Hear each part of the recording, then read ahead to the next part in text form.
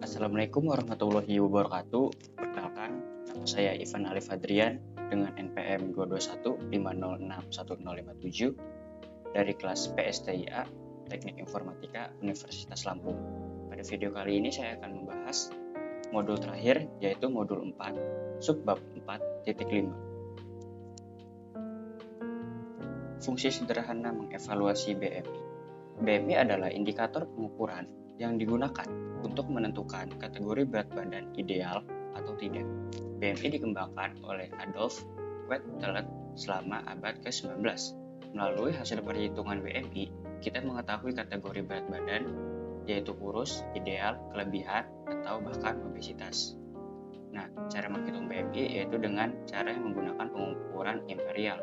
Adapun rumusnya yaitu berat dalam kilogram akan dibagi tinggi dalam meter, itu pangkat 2.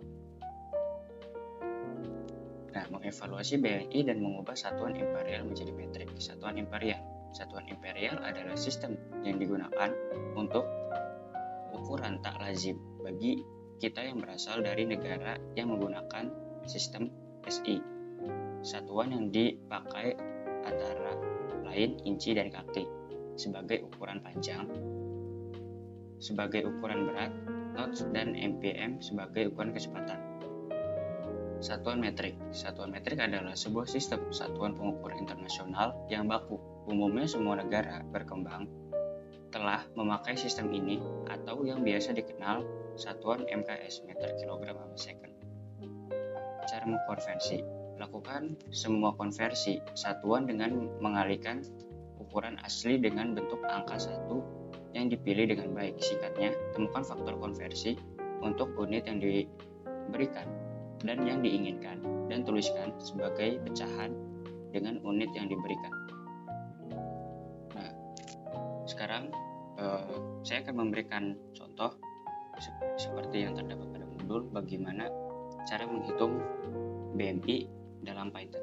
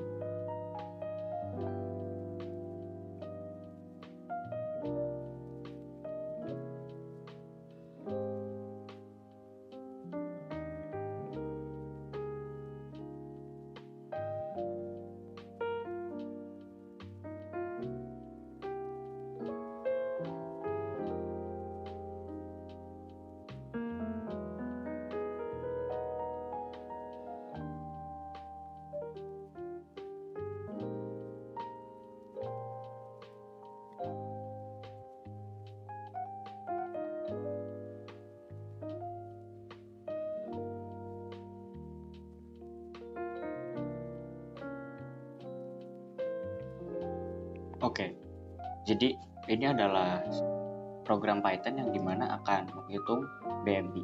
Program ini adalah sebuah fungsi Python yang menghitung indeks massa tubuh. Nah, dari seorang individu berdasarkan berat dan tinggi badannya. Nah, di sini saya akan menjelaskan per baris fungsi-fungsi kodenya. Nah, yang pertama, baris pertama ini adalah definisi fungsi dengan nama ft and ins to m. Nah, yang dimana memiliki dua parameter input yaitu ft dan ins. Parameter kedua itu ins memiliki nilai defaultnya itu 0,0. Nah, artinya jika parameter tersebut tidak diisi saat pemanggilan function, maka nilai ins itu menjadi 0,0. Nah, terus baris kedua ada return ft dikali 0,3048 ditambah ins itu dikali 0,0254. Nah, di sini statement yang menghitung nilai dari meter, nah meter dari kaki dan ins yang diinputkan. Nah, dengan mengkonversi panjang kaki menjadi meter dan panjang ins menjadi meter terlebih dahulu, kemudian menjumlahkan kedua nilai tersebut. Nah, baris yang keempat itu ada sebuah fungsi yang dimana definisi fungsinya itu bernama lb to kilogram yang memiliki satu parameter input yaitu lb. Nah, yang di bawahnya itu ada return lb-nya adalah statement yang menghitung jumlah nilai kilogram dari pound yang diinputkan dengan mengkonversi nilai pound menjadi kilogram. Nah, ini bagaimana cara mengkonversi nilai pound menjadi kilogram. Selanjutnya pada baris ke-7 itu ada sebuah definisi function juga ya. Function itu yang dimana ini memiliki dua parameter input yaitu weight sama height untuk tinggi sama beratnya. Nah, yang dimana di sini ada sebuah statement if. Nah, statement if ini yang mengecek apakah nilai height yang diinputkan itu berada di antara 1 dan 2,5 dan apakah nilai weight yang diinputkan itu berada di antara 20 dan 100. Nah, jika salah satu kondisi tersebut tidak terpenuhi ya, nah, maka function itu akan mengembalikan nilai 0. Di sini kita menggunakan operator logika OR dalam menghitungnya. Nah, yang selanjutnya itu ada return weight dibagi height kuadrat. Nah, ini rumus dari BMI itu sendiri. Dan yang baris terakhir ini ada sebuah statement yang memanggil function BMI dengan argumen weight yang diisi dengan nilai-nilai yang akan dikonversi. Nah, konversi pound itu ke kilogram ya. Di sini ada 176. Nah, selanjutnya itu ada tingginya yang dimana menggunakan function ft and ins to meter. Nah, hasil perhitungannya itu nanti akan ditampilkan ke layar dengan menggunakan fungsi print. Nah, ini adalah hasilnya 27,565 sekian.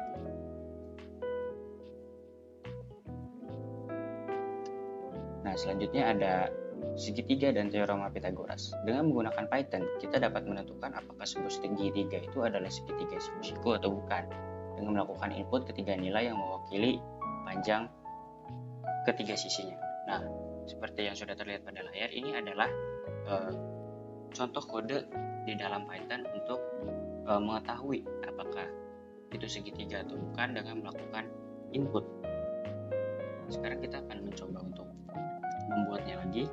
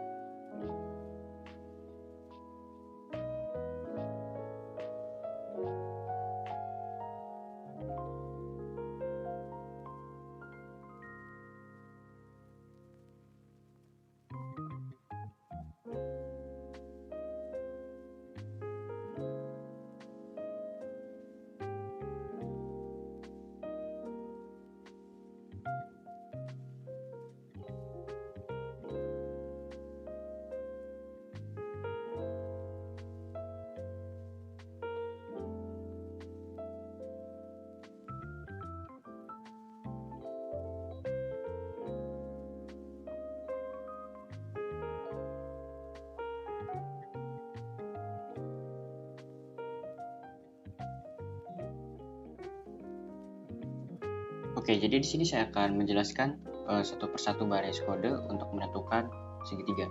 Nah, yang pertama ini ada definisi fungsi yang bernama it's a triangle, yang dimana memiliki 3 parameter input, yaitu A, B, dan C, yang dimana mewakili ketiga sisi dari segitiga. Nah, selanjutnya ada return, nah yang dimana statement yang mengembalikan nilai boolean true jika ketiga parameter A, B, dan C tersebut dapat membentuk sebuah segitiga dan mengembalikan nilai boolean false. Nah, jika sebaliknya, syarat untuk membentuk sebuah segitiga adalah setiap sisi segitiga harus lebih kecil daripada jumlah sisi lainnya. Nah, di sini ada statement yang meminta pengguna untuk memasukkan panjang sisi pertama. Nah, terus ada untuk meminta memasukkan panjang sisi kedua dan meminta memasukkan panjang sisi ketiga. Nah, selanjutnya ada statement if, yang dimana mengecek apakah ketiga sisi segitiga ini yang diinputkan oleh pengguna itu dapat membentuk sebuah segitiga dengan function dengan memanggil functionnya itu its triangle, yang dimana function itu ada di atas. Nah, baris yang selanjutnya itu else. Nah, yang dimana si else ini akan dijalankan jika kondisi pada statement if di atas itu tidak terpenuhi. Nah, jika ketiga sisi segitiga itu tidak dapat membentuk sebuah segitiga, maka program akan menjalankan statement yang berada di bawahnya, yaitu akan menghasilkan kalimat no it can be a triangle. Sekarang kita untuk coba programnya.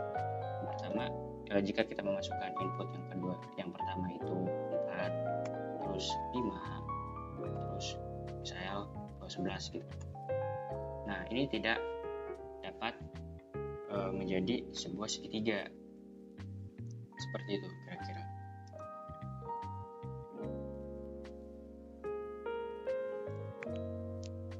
Mengevaluasi area segitiga. Nah, kita dapat mengevaluasi area segitiga dengan rumus S A tambah B tambah C dibagi 2, yang dimana akan menggunakan operator eksponensial untuk menentukan akar kuadrat yang mungkin terlihat aneh tetapi akan berhasil. Nah, di sini dimana kita bisa mencobanya dengan segitiga siku-siku sebagai setengah dari persegi. Nah, di sini kita ada contoh program, yang dimana program tersebut menghitung luas segitiga menggunakan rumus Heron. Nah, kita akan mencoba lagi untuk membuat program menghitung luas segitiga dengan rumus Heron di dalam Python.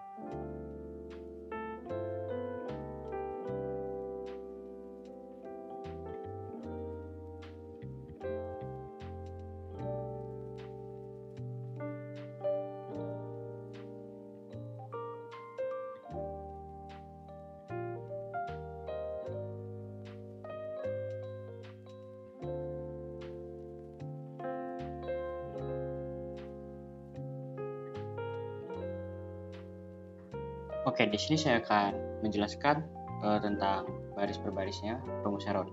Yang pertama, ada sebuah definisi function yang dimana itu namanya triangle yang dimana memiliki 3 parameter yaitu A, B, dan C. Baris selanjutnya itu ada return adalah statement yang mengembalikan nilai boolean true jika ketiga parameter A, B, dan C itu tersebut dapat membentuk sebuah segitiga dan mengembalikan nilai boolean false jika sebaliknya. Nah, syarat untuk membentuk sebuah segitiga adalah setiap sisi segitiga harus lebih kecil dari jumlah kedua sisi lainnya. Nah, selanjutnya ada def Heron yang dimana definisi function dengan nama Heron yang memiliki 3 parameter input juga yaitu A, B, dan C. Selanjutnya ada statement untuk menghitung nilai setengah dari keliling segitiga yang disimpan dalam variabel P. Nah, selanjutnya ada return juga yang dimana statement untuk mengembalikan nilai luas segitiga dengan menggunakan rumus Heron. Nah, rumus Heronnya itu seperti ini dalam implementasi Python. Selanjutnya ada sebuah definisi fungsi dengan nama array of triangle yang memiliki 3 parameter input yaitu A, B, dan C. Nah, di bawahnya ada statement if yang dimana akan mengecek apakah ketiga sisi segitiga yang diinputkan itu dapat membentuk sebuah segitiga dengan memanggil function is a triangle dengan argumen A, B, dan C. Nah, jika ketiga sisi tidak dapat membentuk sebuah segitiga, maka program akan mengembalikan nilai non.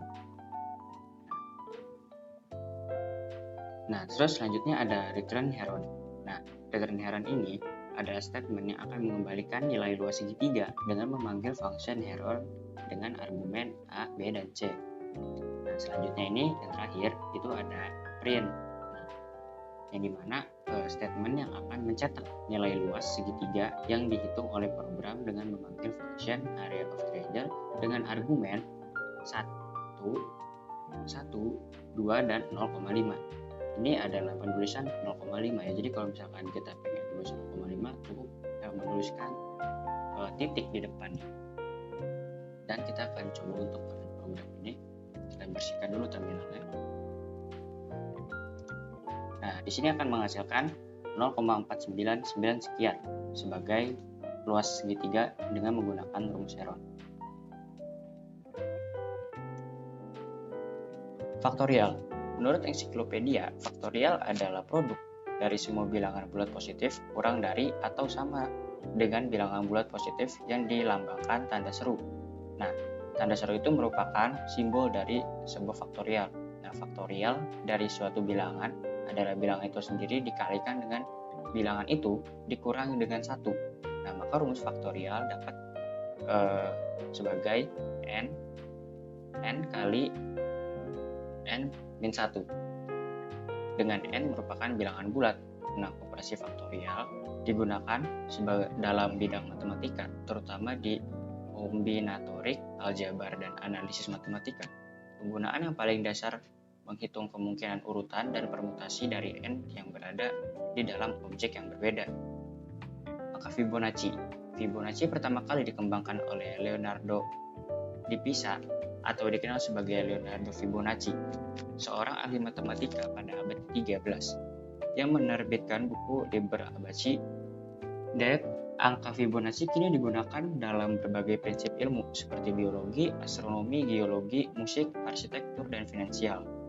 Dalam mengenal Fibonacci, kita juga harus mengenal Fibonacci sequence, deret angka Fibonacci. Penggunaan Fibonacci dalam trading biasanya dilakukan oleh mereka yang cukup berpengalaman dan mahir dalam trading. Pengulangan. Nah, secara umum, looping atau pengulangan pada Python adalah instruksi kode program yang dieksekusi berulang kali. Fungsinya untuk memerintah komputer melakukan sesuatu secara berulang-ulang dengan jumlah tertentu selama sebuah kondisi yang telah ditentukan itu masih terpenuhi atau bernilai benar. Semua bahasa pemrograman itu menyediakan berbagai model struktur perulangan atau looping. Sebagai contohnya pada PHP, itu ada while, for, dan for each.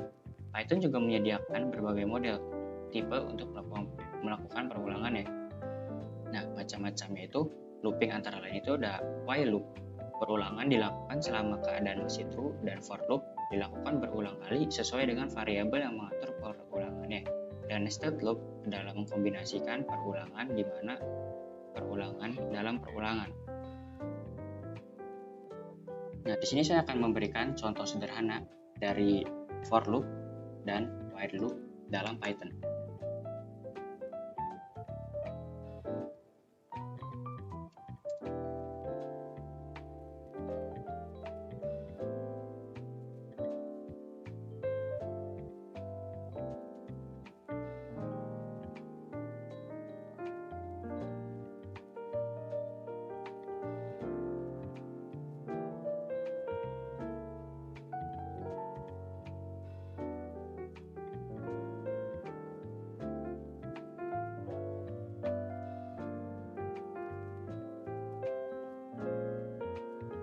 Nah, di sini saya akan menjelaskan for loop.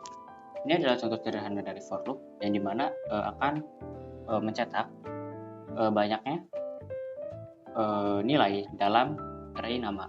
Nah, dimana dia akan melakukan perulangan sebanyak nilai di dalam array nama tersebut. Selanjutnya adalah while loop.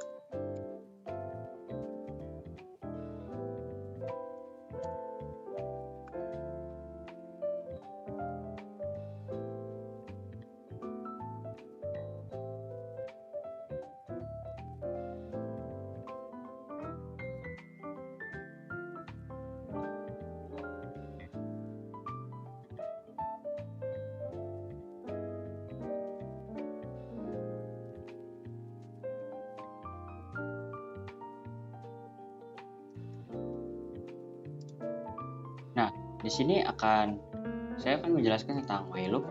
Nah, ini adalah contoh sederhana dari while loop yang dimana ada sebuah variabel i dengan nilai 0 yang dimana akan melakukan perulangan apabila si i-nya itu kurang dari 5 dan setiap perulangan itu akan ditambahkan dengan 1.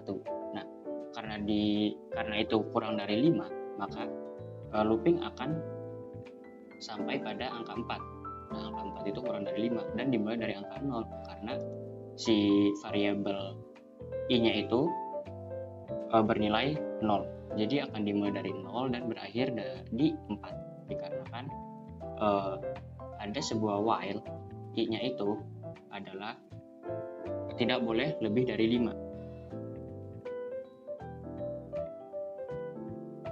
Sekian penjelasan dari saya tentang Python Essential 1, yang dimana materi tersebut adalah materi yang diberikan pada kelompok kami. Sekian dari saya, kurangnya mohon maaf. Wassalamualaikum warahmatullahi wabarakatuh.